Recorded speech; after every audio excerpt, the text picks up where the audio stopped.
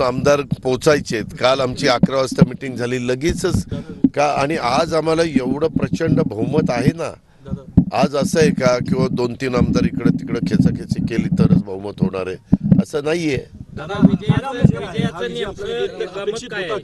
आणि दुसरी गोष्ट ज्या पद्धतीने एवढा मोठा विजय झालाय विरोधक जे आहेत ते म्हणतात की ईव्हीएमचा घोटाळा आहे किंवा मॅनेज करून सगळ्या पद्धतीने हे का आता छत्तीसगड निवडून आलं तिथं ईव्हीएमचा घोटाळा नाही झाला। महाराष्ट्रामध्ये लोकसभेच्या निवडणुकीला आमचा दारुण महायुतीचा पराभव झाला आम्ही पराभव मान्य केला हा जनतेचा कौल आहे तेव्हा ईव्हीएम परफेक्ट होतं का तर त्यांचा विजय झाला असं नसतं बाबा त्याच्यामध्ये ईव्हीएमला दोष द्यायचं काहीच कारण नाही। आम्ही यश अपयश हे मतदारांच्यावर अवलंबून असतं मतदारांचा विश्वास संपादन करण्याच्या करता महायुती आणि महायुतीचे घटक पक्षांचे सगळे नेते मंडळी उमेदवार जसे यशस्वी झाले तसे ते झाले नाही। आज चव्हाण साहेबांच्या साताऱ्यामध्ये एक देखील महाविकास आघाडीचा माणूस निवडून नाही आला। शोकांतिका कशी लोकांना जे पटतं तेच लोक करतात।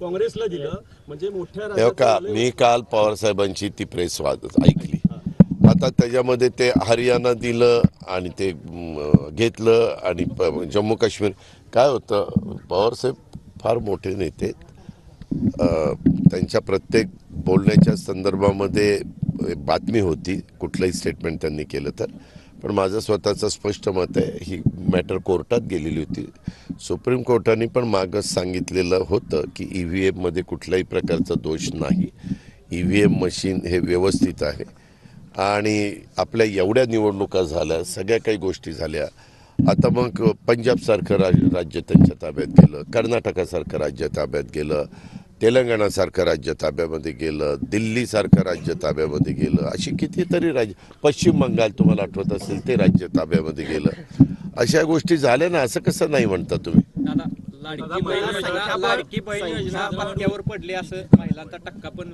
मतदानाचा वाढलाय हो का लाडक्या बहिणींनी आम्हाला मनापासून साथ दिली हे आम्ही नाकारू शकत नाही तर सगळ्यांना मनापासून धन्यवाद त्यांचे मनापासून आभार। समीकरण पाहता अजितदादांना सीएम पदाची संधी मिळणार नाही असं तुला सकाळपासून कोणी भेटलं हो का इतरांनी काय म्हणावं प्रत्येकाने आपलं आपलं खाली काय आहे ते बघा ना आमचं कशाला काळजी करता आमची काळजी करायला आम्ही सर्व आमदार आमचं महाविकास महायुती आणि माझ्या पक्षाच्या बरोबर असणारे सगळे आमचे नेतेगण कार्यकर्ते खंबीर आहेत। 2 वर्ष तरी मुख्यमंत्री म्हणून बघायला मिळतील असं अपेक्षा आहे कुणाला जनतेला ते आमचं आम्ही ठरवू। आमच्याकडून आणि निवडून आलेले जे सगळे नेते आहेत ते आमदार असतील त्यांनी यशवंतराव चव्हाण साहेबांचा विचार आहे तो ठेवला नाही असं कालच्या प्रेसमध्ये शरद पवारांनी म्हटलेलं नाही तुम्ही कसं बघता आम्ही आलोय ना आम्ही ठेवलंय ना आमच्या इथं चव्हाण साहेबांचा फोटो असतो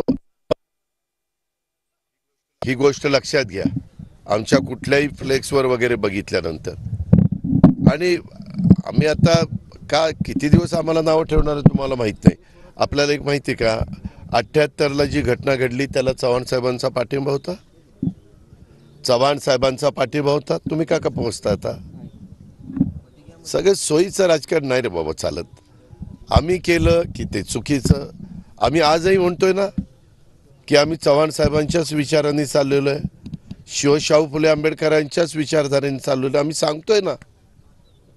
दादा सातारा जिल्ह्याला मंत्रिपदाची संधी आहे का तुमच्याकडून हो आहे मंत्रिमंडळाचा काय फॉर्म्युला ठरलेला आहे का जुन्या मंत्र्यांना आहे तसं कंटिन्यू केलं जातं नाही ते आमचं आम्ही ठरवू त्याचा फॉर्म्युला वगैरे नाही आमच्यामध्ये काय करायचं ते आम्ही राष्ट्रवादी काँग्रेस पार्टी ठरवू भाजपनी काय करायचं ते ठरवतील शिवसेनेने काय करायचं ते ठरवतील विरोधी पक्षनेता मिळेल की नाही अशी परिस्थिती एका बाजूला अरे बाबा 29 असल्याशिवाय विरोधी पक्ष नेता मिळू शकत नाही देखील आता पुढच्या नियुक्त्या त्याचा परिणाम जरा मोठं मन दाखवून तुम्ही मोठं मन दाखवून विरोधी पक्ष देणार आहे का आमचं मन आता फार फुटायला लागलं मोठं मन तुम्ही इतकं सोयीचं विचारता ज्यावेळेस असं काही असतं केंद्रामध्ये एक 54च्या पुढं आकडा गेल्याशिवाय विरोधी पक्ष नेते मिळालं का नाही मिळालं पण इथं कशी अपेक्षा धरता तुम्ही सक्षम लोकशाहीसाठी पाहिजे हो तुलाच करायचं आहे. दादा पहिल्यासारखं साताऱ्याकडे तुमचं लक्ष राहणार आहे का? हो, पहिलं तुझ्याकडे मग बाकीचं एक ह्याच्यात गमतीचा भाग जाऊ द्या. सातारा हा पहिल्यापासून मी पालकमंत्रीपद इथं पहिलं घेतलेलं होतं आणि इथं खूप चांगले कार्यकर्ते, चांगली जनता आहे, चांगले सगळे पत्रकार सगळे चांगले आहेत आणि त्याच्यामध्ये काम करायला मला इथं नेहमीच आवडतं. मी ज्या वेळेस अर्थमंत्री म्हणून काम करत आलेलो आहे त्यावेळेस सातारला झुकतं मापच देण्याचा प्रयत्न केलेला आहे. कालही केलाय, आजही करतोय, उद्याही करत राहील जोपर्यंत माझ्या हातात आहे. दादा लाडकी बहीणमुळे जो आर्थिक ताण आलाय राज्यावर, एक प्रकारे तुमचीच नाराजी होती अशी एक चर्चा होती. तो ताण हे माझी नाराजी असती तर मी योजना सभागृहात वाचून दाखवली असती का रे? मला जे पटतं, तुम्ही मला इतके वर्ष ओळखता, एखादी गोष्ट माझ्याकडनं चुकली तर मी इथं सकाळी 7:30 ते संध्याकाळी 7:30 न पाणी पिता न काही करता इथं बसलेलो आहे, आत्मक्लेश केलेला आहे, तो जाणता. मी कशाला काय, मला जे योग्य वाटतं, जे राज्याच्या हिताचं आहे, जे आर्थिक शिस्त न मोडणार आहे त्याच गोष्टी आम्ही करतो. आणि तुम्ही मला सांगा, मी त्यावेळेस 75,000 कोटीमध्ये हे सगळं बसवायचं गणित.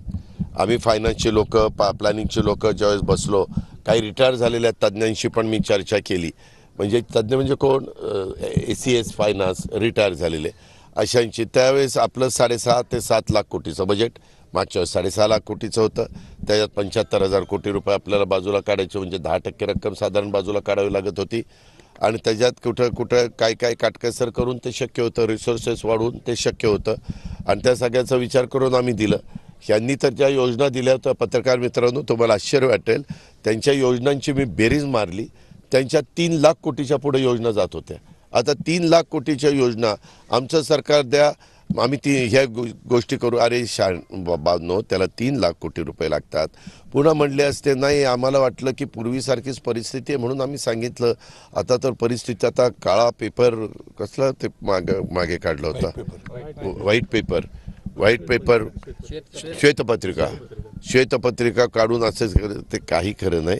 आम्ही पण देवेंद्रजींना पण ह्याचा अनुभव आहे, मलाही खूप वर्षाचा अनुभव आहे, एकनाथरावजींना अनुभव आहे, भुजबळ साहेबांना अनुभव आहे, अनेक जण सिनियर लोक आमच्या मंत्रिमंडळात आहेत ना. असं काय करता?